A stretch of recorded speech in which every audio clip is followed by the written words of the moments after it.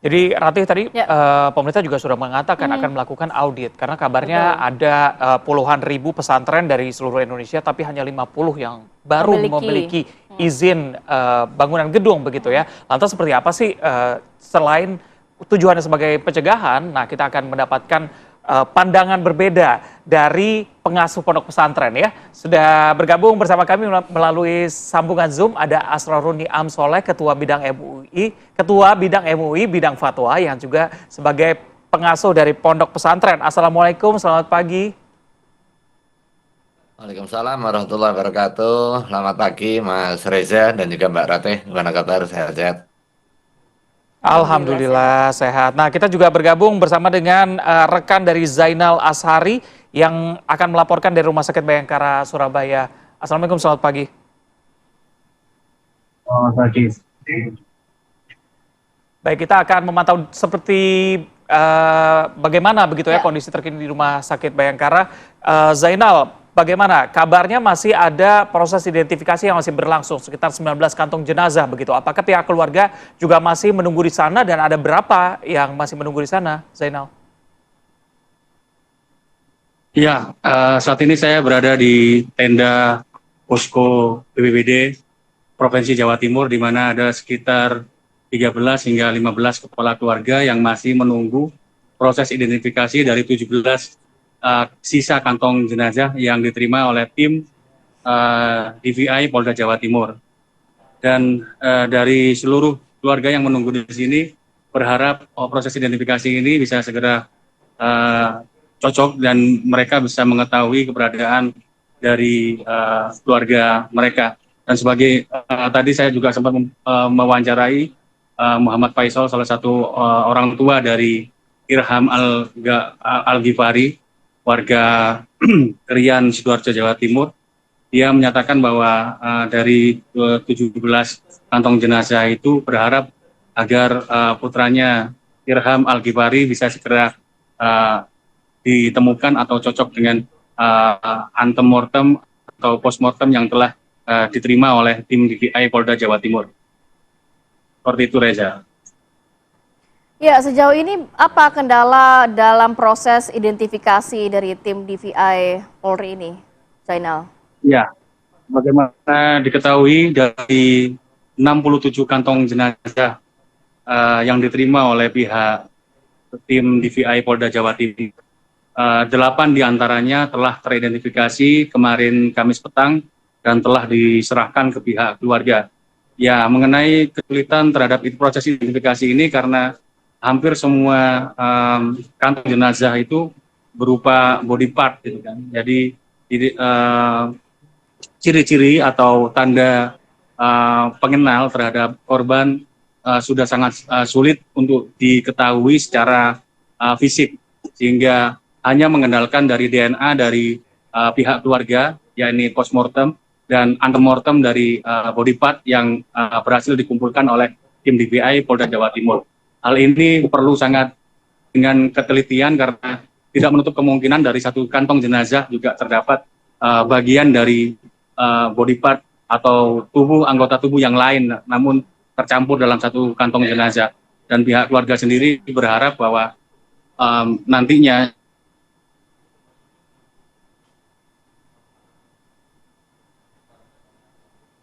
Ya, Zainal. dia yang mereka cari seperti Baik. itu.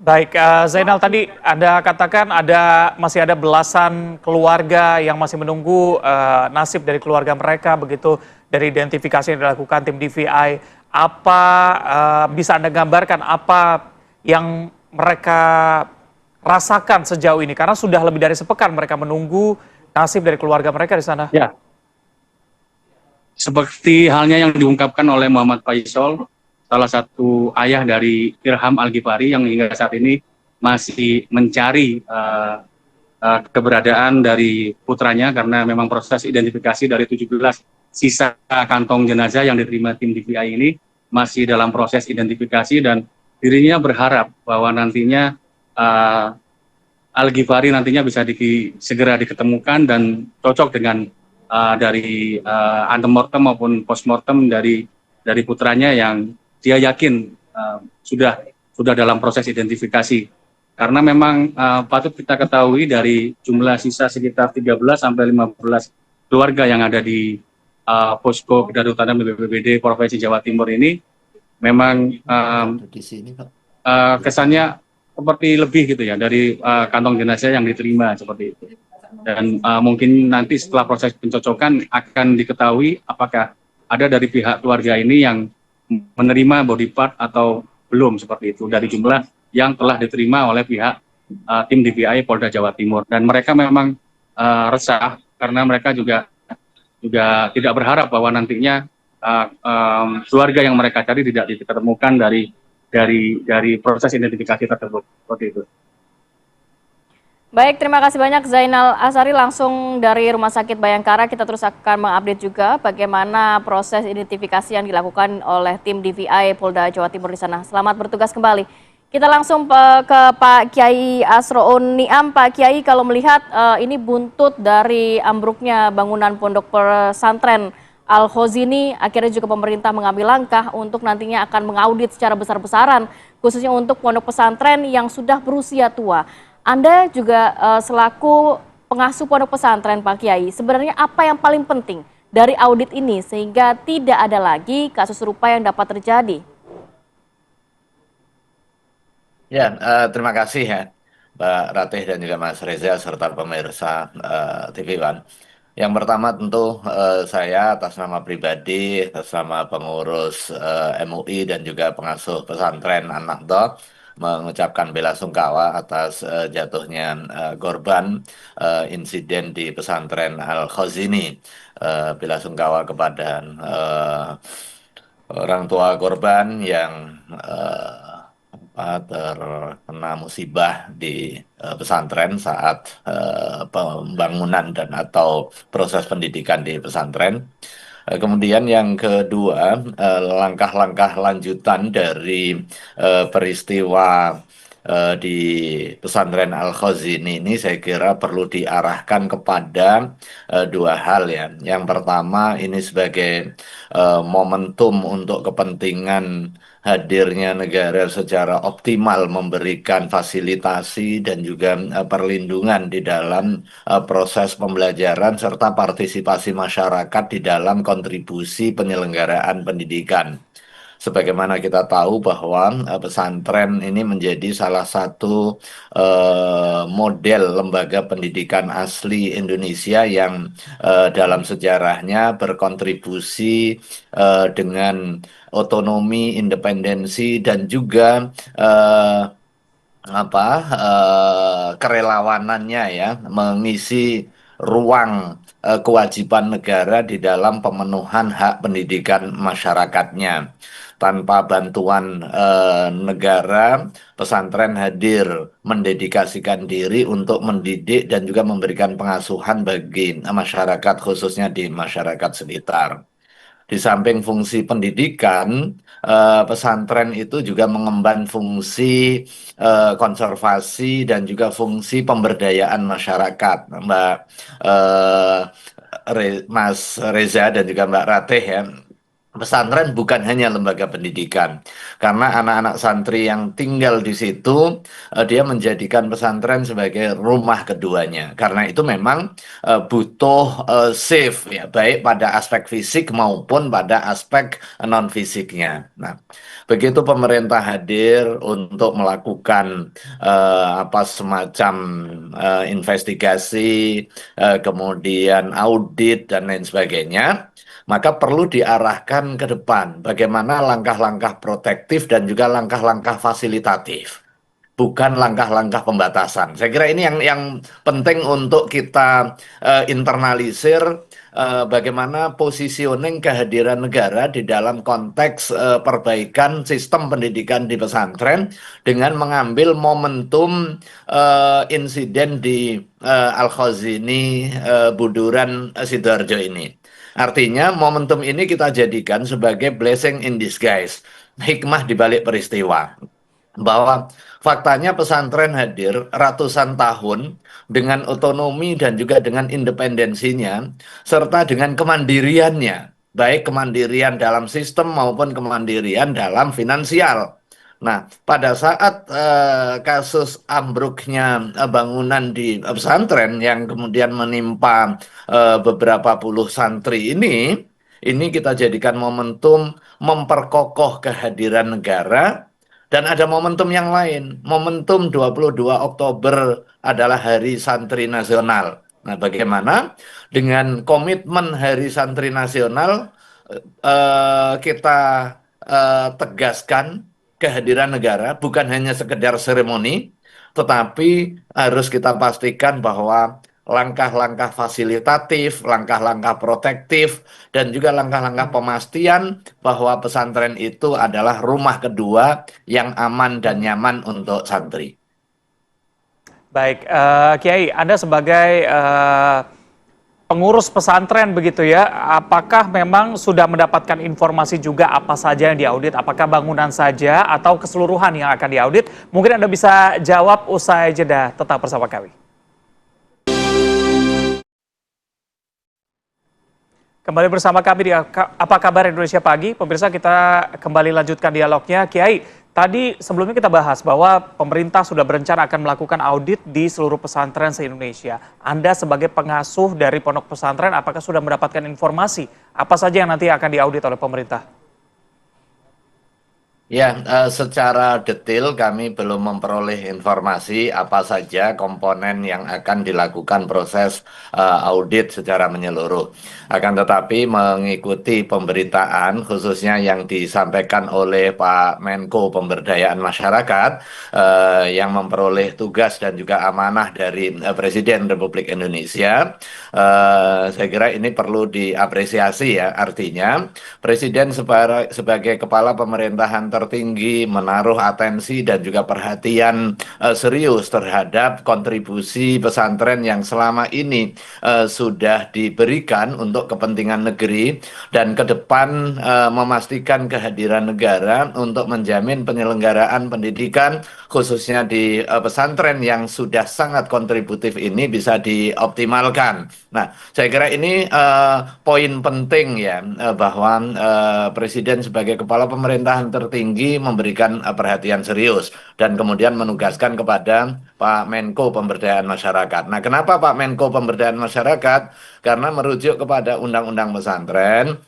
Fungsi pesantren itu, seperti yang saya sampaikan di awal tadi, bukan hanya sekedar menjalankan fungsi pendidikan semata, tetapi di situ juga ada fungsi-fungsi yang lain, fungsi dakwah dan juga fungsi pemberdayaan masyarakat.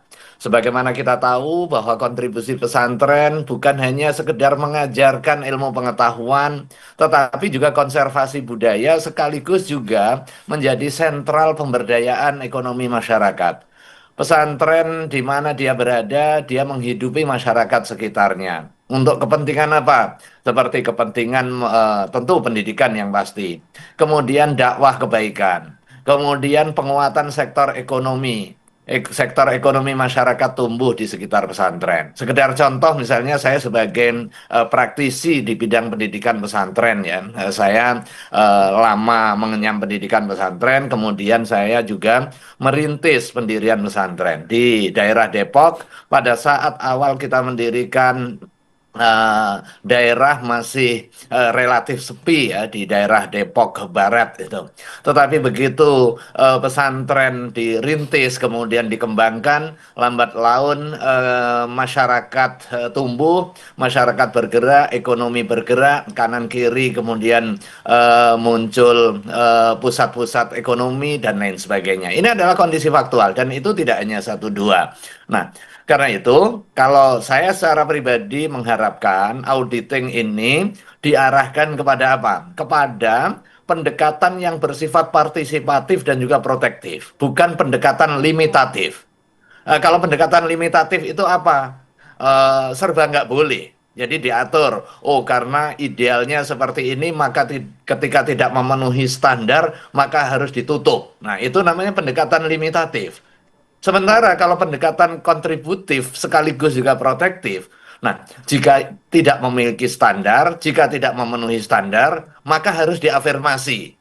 Disinilah pentingnya kehadiran negara, karena selama ini pesantren itu dengan kemandiriannya berkontribusi untuk memenuhi tanggung jawab negara di dalam akses pendidikan yang selama Baik. ini mungkin tidak tertangani secara keseluruhan oleh lembaga-lembaga yang didedikasikan oleh negara.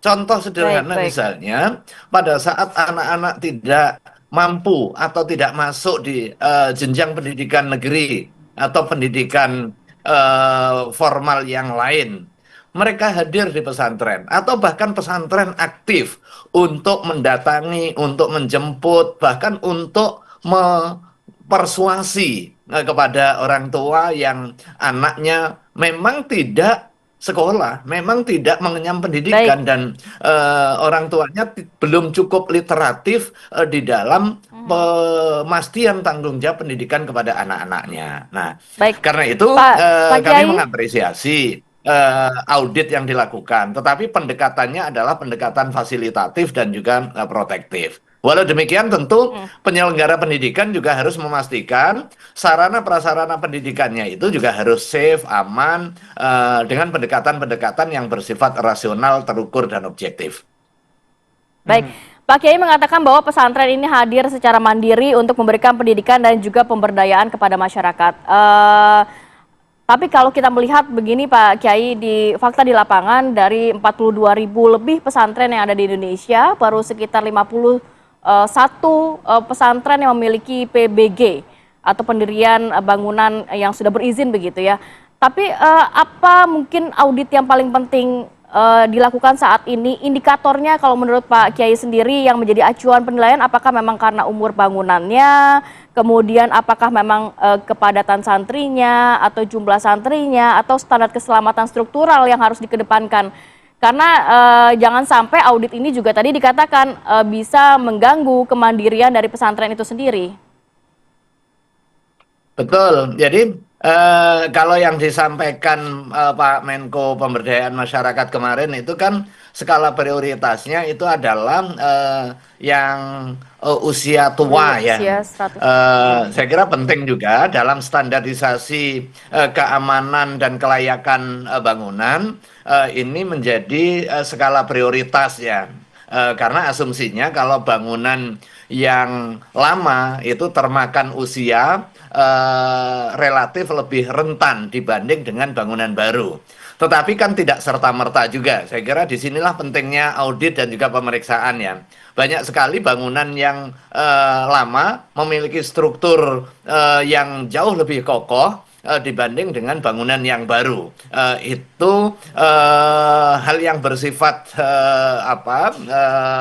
pendekatan umum saja ya, tetapi tidak bisa dijadikan pegangan yang bersifat matematis. Nah, hal yang berikutnya adalah soal standarisasi. Kedepannya memang penting ya. Tetapi yang perlu kita pahami, penerapan standarisasi penyelenggaraan pendidikan pesantren itu harus didasarkan kepada kondisi faktual di mana pesantren hadir mendedikasikan diri. Misalnya kalau standar rasio antara jumlah bangunan dengan jumlah santri atau jumlah kamar dengan jumlah santri. Kamar ukuran misalnya 6 kali 8, idealnya itu ditempati sejumlah 10 santri misalnya ya standarnya. Ternyata karena minat masyarakat tinggi dan jika tidak diterima ini nanti akan berpotensi tidak memperoleh kesempatan pendidikan. Kemudian 6 kali 8 itu ditempati 20 santri misalnya, 2 kali lipat dari kapasitas. Atau bahasa sederhananya ini over capacity. Kalau diambil snapshotnya, pesantren ini nggak layak karena over capacity. Standarnya satu kamar diisi 10, ternyata diisi 20. Kemudian jadi masalah hukum. Nah, ini berarti tidak memahami aspek historis dan juga aspek kontribusi pesantren kenapa itu over capacity. Nah, saya kira ini hal yang penting juga harus dipahami pada saat audit pesantren, bukan hanya sekedar mengikuti angka-angka standar yang bersifat rigid tanpa memahami bagaimana pesantren hadir memberikan kontribusi di dalam sistem pendidikan dan mengapa terjadi over capacity seperti itu. Tetapi kalau hal-hal yang bersifat mendasar terkait dengan keamanan dan juga keberlangsungan hidup, maka harus bersifat radikal memberikan perlindungan. Disitulah pendekatan protektif yang saya maksud ya. Jadi di samping sarana prasarana, kemudian lingkungan, termasuk juga konsumsi. Kalau konsumsinya misalnya, kalau kita mengikuti standar normal, mungkin nanti akan ada temuan ini pesantren nggak layak sekali. Masa makannya, nah mungkin makannya bareng-bareng, satu nampan untuk 20 orang gitu. Dan itu memang terjadi. Tetapi bahwa fakta yang dianggap tidak sesuai standar itu kemudian menjadi alasan untuk nutup pesantren, ya akan puluhan ribu pesantren tertutup dengan model yang seperti ini. Nanti apabila dibandingkan dengan di lapas misalnya, lapas lebih layak. Nah ini karena bisa jadi karena nggak memahami suasana pesantren dan kontribusinya secara mandiri dan Baik, ini di situ pentingnya merangkul berbagai pihak begitu ya, mengetahui kondisi pesantren dari dalam untuk mengetahui bagaimana atau apa saja yang menjadi standarnya, sehingga tadi jangan sampai audit ini dilakukan malah menutup dan juga membuat masyarakat yang ingin belajar di sana malah terhalangi begitu ya. Terima kasih sudah bergabung bersama kami, Asrorun Niam, Ketua MUI Bidang Fatwa sekaligus juga pengasuh Pondok Pesantren An-Nadoh. Assalamualaikum, selamat pagi. Terima kasih. Waalaikumsalam warahmatullahi wabarakatuh. Mbak Ratih dan Mas Reza.